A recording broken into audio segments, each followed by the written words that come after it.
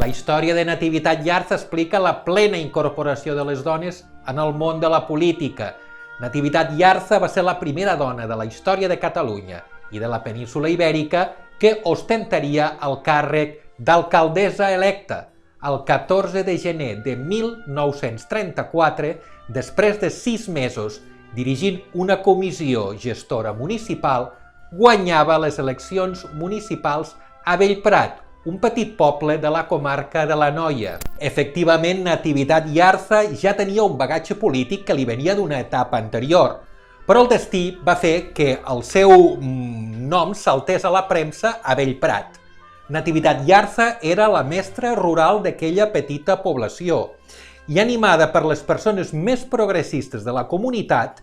va decidir encapçalar la llista electoral d'Esquerra Republicana, que en aquells comicis va derrotar per tan sols 5 vots de diferència la llista de la Lliga Regionalista. La victòria de Nativitat Yarza en les eleccions de Bellprat va significar no tan sols la derrota contra pronòstic del caciquisme secular que havia governat el territori durant segles, sinó que també el triomf de la primera dona que encapçalava una llista electoral. Nativitat Yarza va ser la candidata més votada pels veïns de Bellprat i es va convertir en la primera alcaldessa de la història catalana i peninsular. El triomf de Yarza va tenir una gran repercussió, sobretot per l'escenari on s'havia produït, un petit poble de tan sols 300 habitants, governat pels poders fàctics seculars.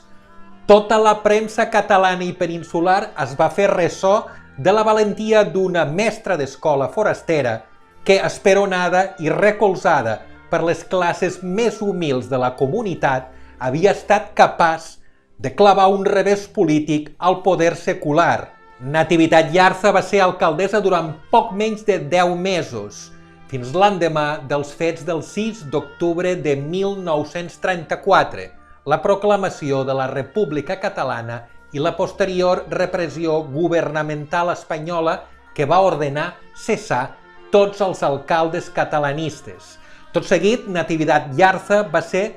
destinada a propòsit a la Pobla de Claramunt i mai més va poder recuperar el seu càrrec d'alcaldessa de Bellprat. Però els 10 mesos escassos de mandat de Yarza marcarien l'inici històric de la participació de les dones a la governabilitat municipal.